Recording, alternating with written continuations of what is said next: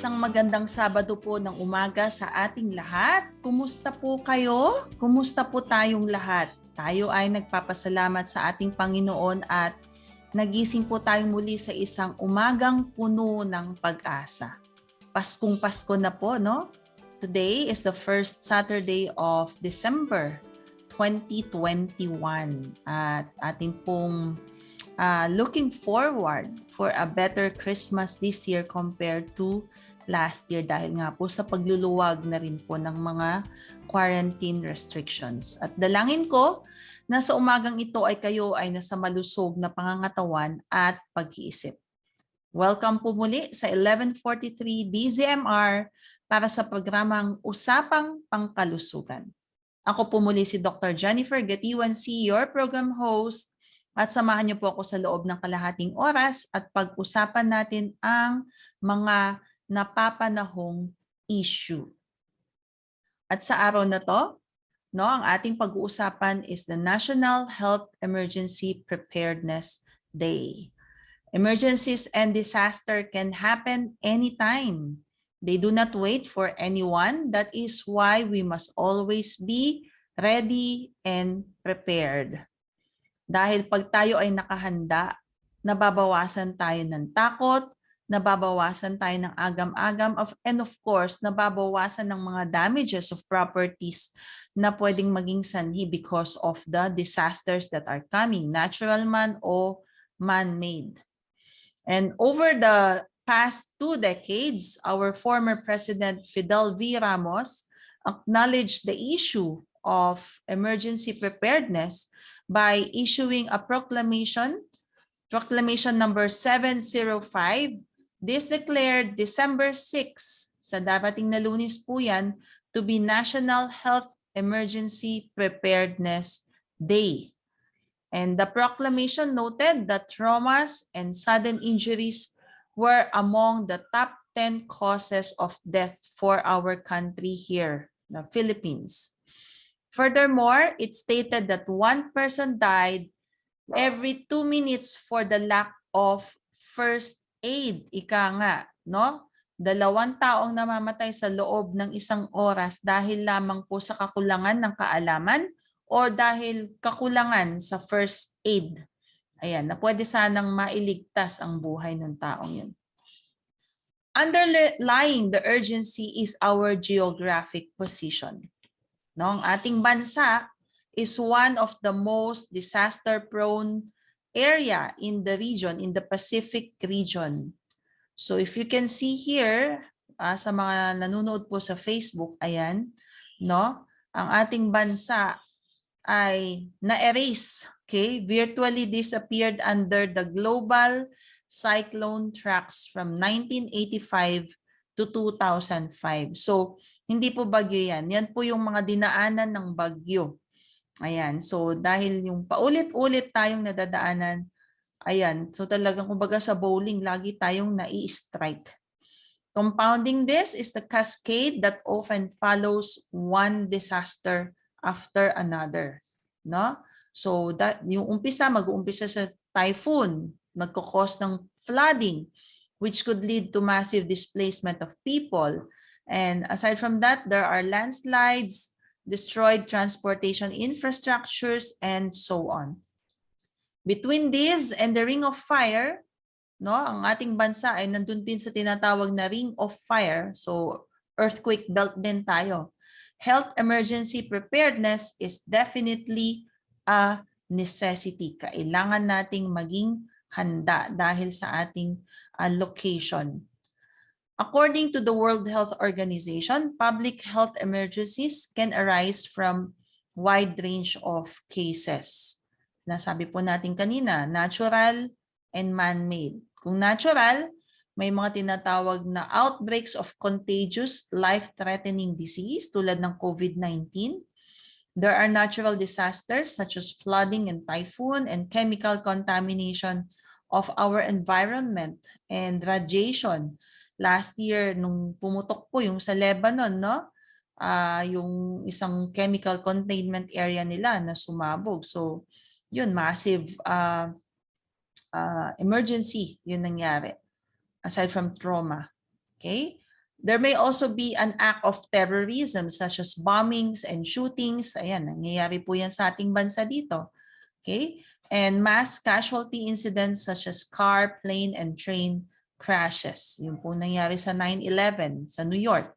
So, emergency happens all over the world. And during emergencies, large number of people will require medical attention.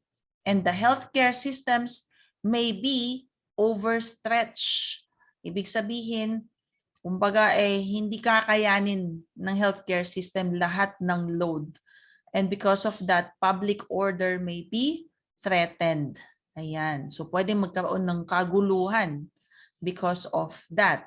And injuries during health emergencies should not result to death dahil yun naman ang ayaw nating mangyari. We should know how to prepare for emergencies. Kailangan meron po tayong plano. Kailangan meron po tayong nakahandang emergency kit. And of course, kailangan tayo ay may kaalaman or be informed. So let's start, no? Let's start with the basics of first aid. No, there are actually classes offered, no, by several agencies dito sa ating bansa. Isa na po doon ng Philippine National Red Cross, okay, or Red Crescent para sa mga iba. With some even more specialized than others. For us doctors, meron din yan sa mga hospitals. And part of being prepared is knowing and having the basic skills dun po sa tinatawag nating cardiopulmonary resuscitation or CPR and first aid. Ito po ay na-discuss ko din no previous months or last year. So performing CPR or giving first aid is recognized internationally as an appropriate public health intervention for injury prevention and control. Okay, so the basics of first aid are the ABCs.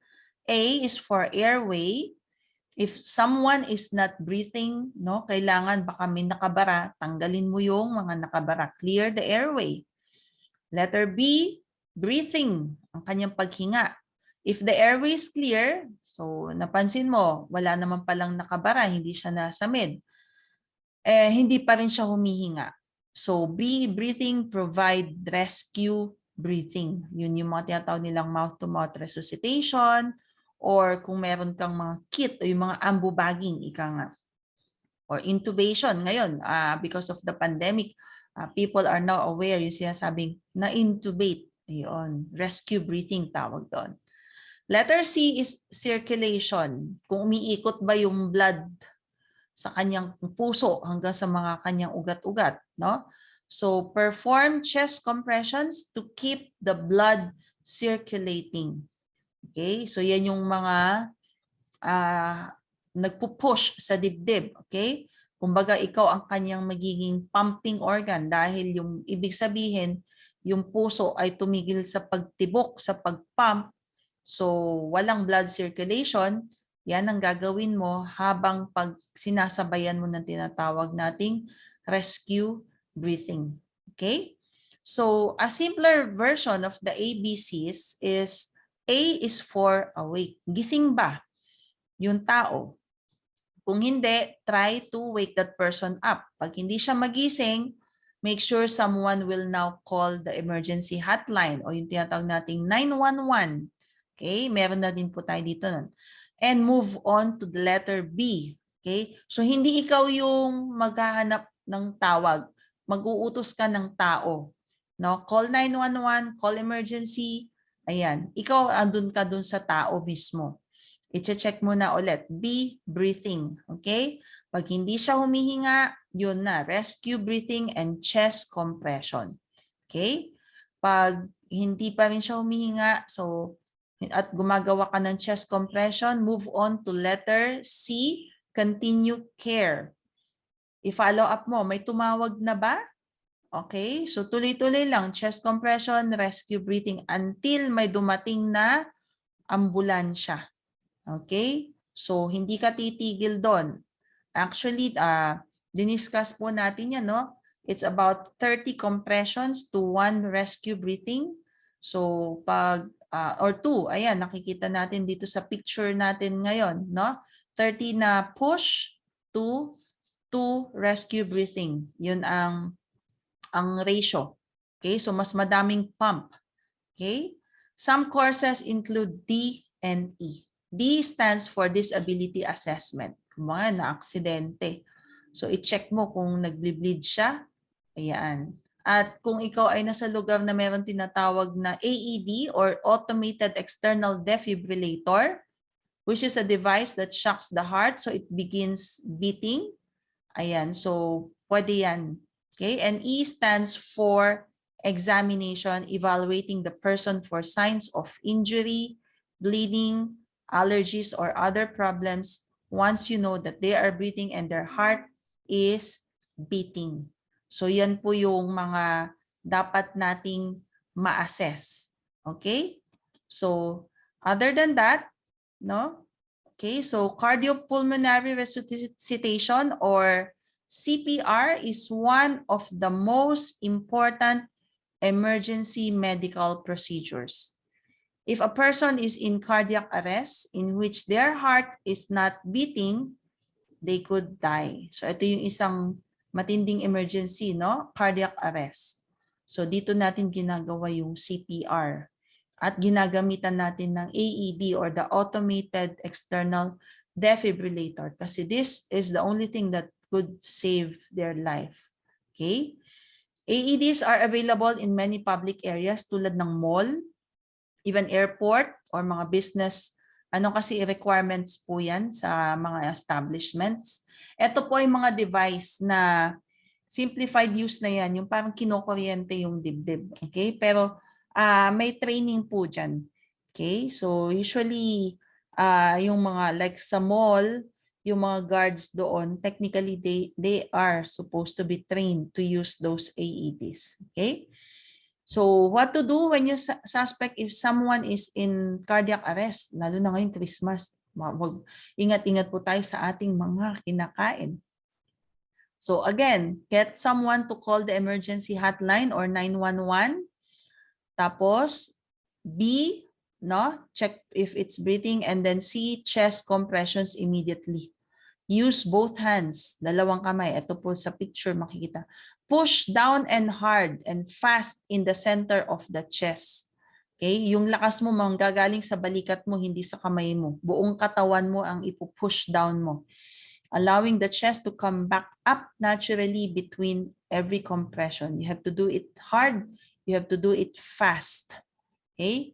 Continue until someone with more training has arrived. If you are trained in CPR, no? Sabayan mo ng rescue breathing. Pero pag hindi, chest compression ka lang ng chest compression. Kasi pag hindi ka na-train, baka nag-rescue breathing ka, may nakabara pala doon. Naku, lalo tayo magkakaproblema. Pag may available na AED and you are trained in CPR, by all means use this. But do not delay compressions and just to find the device. Okay? Ikaw pa rin ang somebody will look for the device, pero ikaw chest compression ka lang ng chest compression. And taking a formal CPR class will help you become more familiar with chest compressions, rescue breathing, and the use of AED. Ayan, meron po yan sa Red Cross. Ayan. May bibigyan po kayo ng license. So magandang kaalaman po yan, lalo na sa panahon ngayon. Other situations that require first aid are mga bleeding, pagdurugo. Okay, so yung kulay ng dugo at yung agos niya ay pwede tayong mabigyan ng idea kung gaano katindi yung sugat. Ito sa mga aksidente. Kung ang nagble-bleed ay mga capillaries, yung mga maliliit na ugat. Okay? Hindi siya emergency actually. Kusang titigil yan. Kung galing naman sa veins, okay? Remember, dalawang klase ang ating ugat. Arteries and the veins. Ayan yung malalaking ugat. Veins, medyo dark red po yung color ng mga dugo neto. Kasi wala pong oxygen. So, pag yun ang nag-bleed, this could range from mild to severe. Kasi mas mababaw po ang veins. Pero kung mas malalim ang iyong trauma, pwedeng matamaan ang iyong arteries. Okay, nasa loob yan. They are largest blood vessels and they carry a lot of oxygen. Pag ito ang na-injure, mapapansin mo bright red yung lumalabas na dugo. Because of the oxygen, it makes the blood red. And blood loss can be really quick from this type of bleed. Kasi pumupusit-sit po yan. No? Technically, almost all bleeding can be controlled by pressure. But if there is severe bleeding, it can lead to shock and eventually death. Kaya it's very important on what to do sa mga ganitong klaseng emergency. Why it is important to stop the bleeding. Okay? But still, remember the ABCs of first aid, and then you have to check for something more serious first.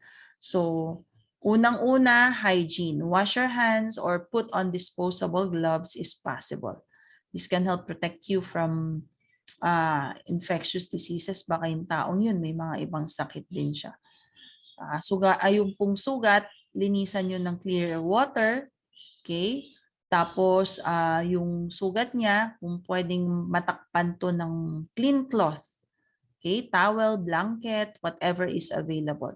Tapos, direct pressure po yun to stop the blood flow and to encourage clotting, para maampat, which is when the blood naturally thickens to stop the blood loss. So, that's our body's way. Okay? If possible, itaas mo yung bleeding part above the heart para ma-less din yung bleeding. At wag daw tatanggalin yung cloth pag ito ay na-soak. Instead, ang gawin mo, add more layers, okay, if needed. Because if you remove the first layer, actually nagkaklat na siya nung mga oras na yun. Mawawala yung clotting process, mag-bleed na naman. So just keep on adding more layers. And once bleeding is stopped, apply a clean bandage. Now, we should get a medical help if we all know that the wound is deep. Sabi nga natin kanina, artery, malalim yun. The wound has widely separated sides. Kailangan ng mga surgical interventions. It is the injury oozes blood.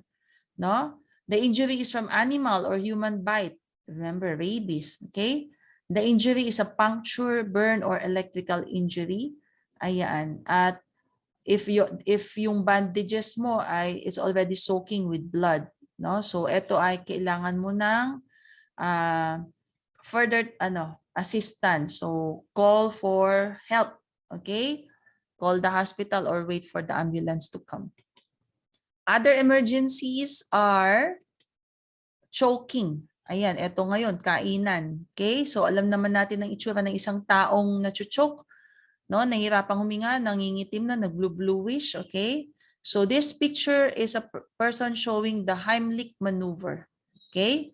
This is a series of abdominal thrusts that can help dislodge whatever someone may be choking on. Lalo na sa mga bata.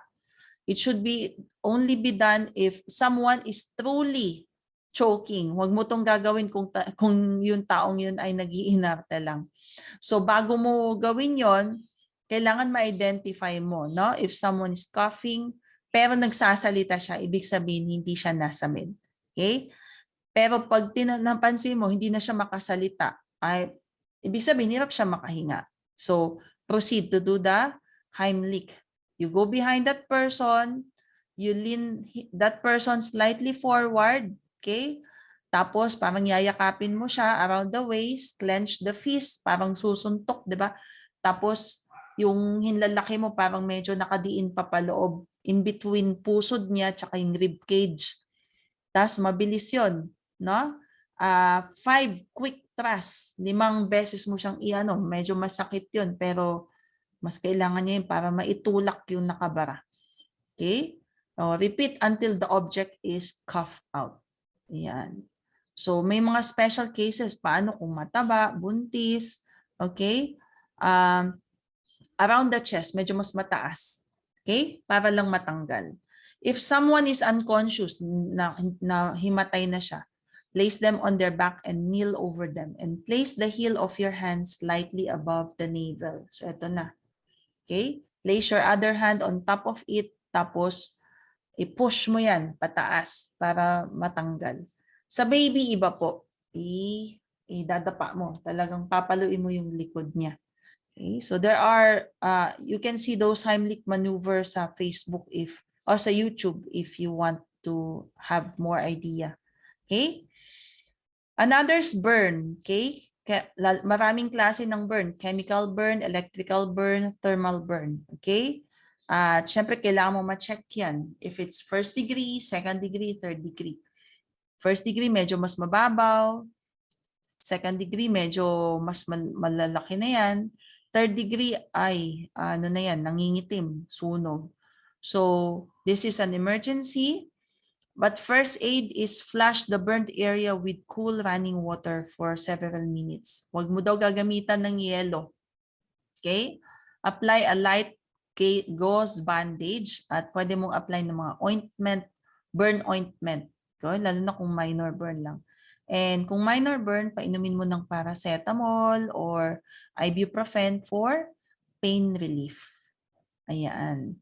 So, yun yung mga first aid. Nako, lalo na ngayong Christmas and New Year, ayan na naman po, mga paputok. So, sana medyo madala naman na tayo, taon-taon na to, na itinuturo natin with regards to burns.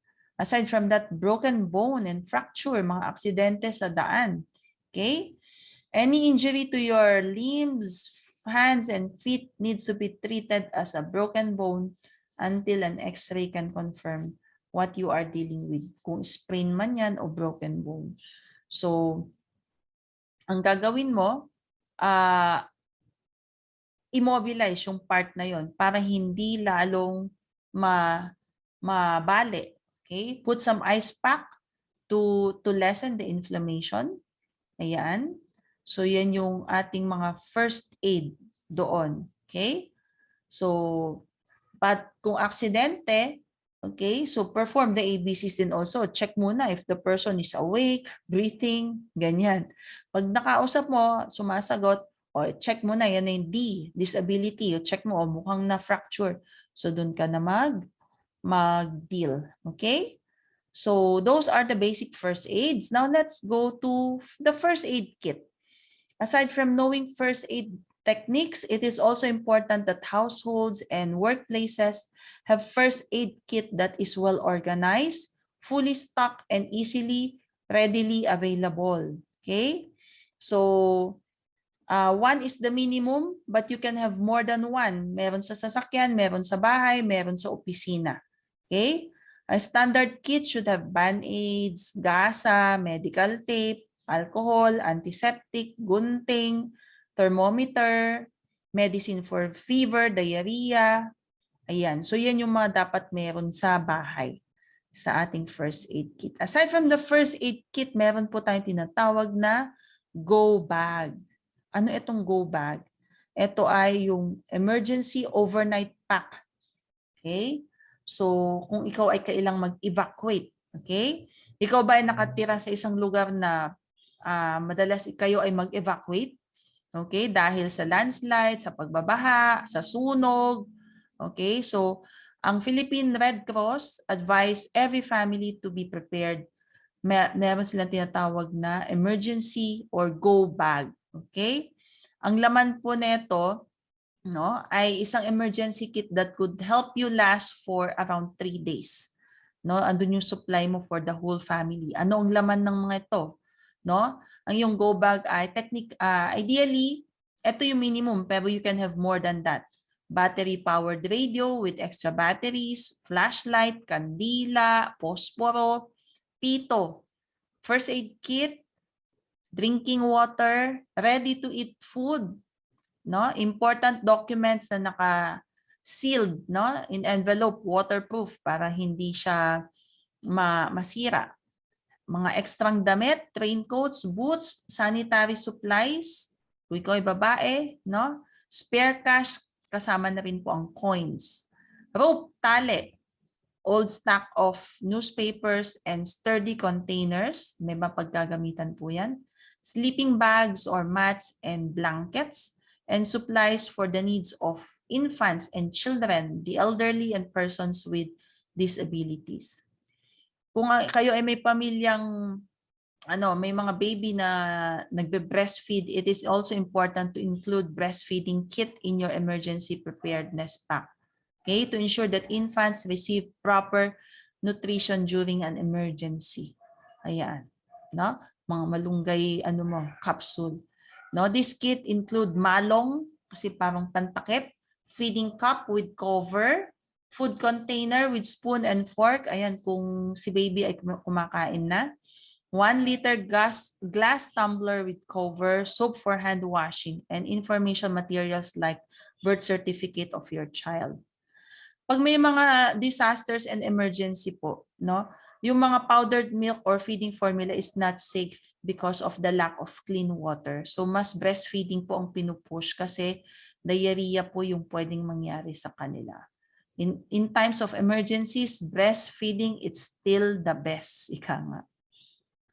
Know the emergency numbers to call.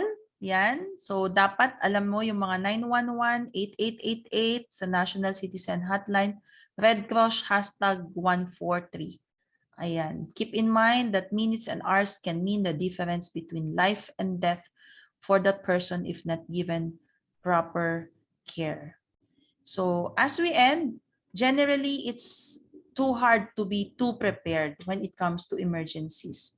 If you know other good emergency preparedness steps, please do so and share it to us as well. Knowing the basics of first aid can help you more prepared in an emergency. And keep in mind, in an emergency, attempting some first aid care is better than doing nothing at all. No? So you can save someone's life. So dito po nagtatapos ang ating programa sa araw na to. Nawa sa sandaling panahon ay may naibigay po ako na i-contribute na information para po sa ating paksa sa araw na to. Aking pong dalangin ay mamuhay tayo ng malusog sa katawan at sa kaisipan at handa sa sakuna. Abangan niyo po ako muli sa susunod na Sabado para po muli sa ating programang Usapang Pangkalusugan. Dito lamang po sa 1143 DZMR, a proud member of KBP. Ating tatandaan, ang kalusugan ay kayamanang di mapapantayan. God bless po!